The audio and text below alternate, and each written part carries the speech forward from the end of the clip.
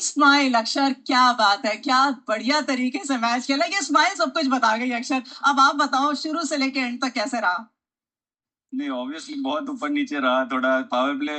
But जिस तरह से हमारा स्टार्ट हुआ कि 6 ओवर में मुझे लगता था विकेट नहीं गिरा, लेकिन कंट्रोल में थे, 85 रन गए थे। और उसके बाद अब मैं यही बात कर रहा था कि गेम दूर नहीं गया, हम लड़ते रहेंगे, कुछ भी हो सकता है, 1-2 विकेट गिरे हम वापस गेम में आ सकते हैं। तो वही बात हो रही थी। और जिस तरह से 1-2 विकेट गिरे उसके बाद आई थिंक 160, अगर पावर प्ले में विकेट नहीं गिरा उसके बाद 160 में रोकना, तो आई थिंक सब बॉलर ने बहुत ही अच्छा एफर्ट किया और अच्छी बॉलिंग डाली।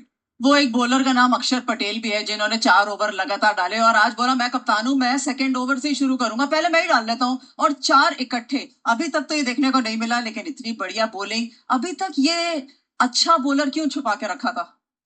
नहीं, एक्चुअली फर्स्ट ओवर से आ गया था क्योंकि कप्तान मैं था। चेक कर रही थी कि आपको पता है कि नहीं। नहीं नहीं, और नहीं, छुपा के नहीं रखा था। आई थिंक थोड़ा इंजरी का इश्यू था, और उंगली में थोड़ा मैं अपने आप को टाइम दे रहा था, बचा के रख रहा था, क्योंकि अगर थोड़ी और जल्दी कर देता तो आई थिंक ऐसा लग था कि पीछे वाले मैच भी मिस कर सकता था। तो मैं यही सोच रहा था कि अगर जरूरत है तो मैं डालूंगा, बट अभी थोड़ा ठीक हो गया है, तो इसलिए मैं आया। जब बॉल अच्छा गिर रहा था तो मैंने बोला क्यों नहीं, पावर प्ले में अच्छा बॉल अटैक भी नहीं कर पा रहे थे मुझे और रन भी नहीं जा रहे थे, तो मैंने बोला लगातार 4 ओवर डालना इजी रहता है, क्योंकि जब आप लगता है कि रिदम में हो और सब कुछ है, तो इसीलिए वो बॉलर अभी तक छुपा के रखा था, लेकिन आज आ गया सामने। मुझे तो ऐसा भी लग रहा था कि कहीं ना कहीं बाकी स्पिनर्स को थोड़ा सा आप शील्ड कर रहे थे, क्योंकि सीम बॉलर्स आपकी स्ट्रेंथ रही है। मुकेश ने अच्छी गेंदबाजी करी, बाकी जब भी आप रोटेट करने का सोच रहे थे, आज शमीरा को भी अंदर लेकर आए। तो जो आपका प्लान था, ऐसा लगा कि बहुत अच्छा प्लान इम्प्लीमेंट हुआ। आपको कैसा लगा? या ऑब्वियसली मैं थोड़ा मैचअप भी देख रहा था और वही देख रहा था कि क्या विकेट बिहेव कर रहा है। उसके बाद मैं स्पिनर को भी लाया, लेकिन छोटी साइड थी, तो मैं सोच रहा था कि इस तरफ से फास्ट बॉलर ही बेहतर रहेंगे। जब उनका निकोलस पूरन आया, तब मैंने सोचा कि लास्ट टाइम स्ट्राइक ना आउट है, तो थोड़ा ये मेंटली भी थोड़ा खेलना होता है। तो ये सब के मैं देख के ही मैं अपने आप में मुझे लग रहा था कि इस विकेट के लिए सामने वाले बैट्समैन के लिए कौन सा बॉलर कि अच्छा डाल सकता है। तो इस तरह से मैं रोटेट कर रहा था, और क्रेडिट गोज टू देम कि जब आए मुझे जो चाहिए था वो दिया। तो आई थिंक उससे बेहतर कुछ हो ही नहीं सकता कप्तान के लिए। फिर ये एक ये नया कप्तान है, युवा कप्तान है, जो बैटिंग करने के लिए भी आता है और वो कहता है मैं नंबर 4 पे खेलूंगा। केएल सामने खेल रहे हैं, कोई बात नहीं, पूरा खेलो। तो ये बैटिंग का जो अवतार है, नंबर 4, आप कितना पसंद कर रहे हो?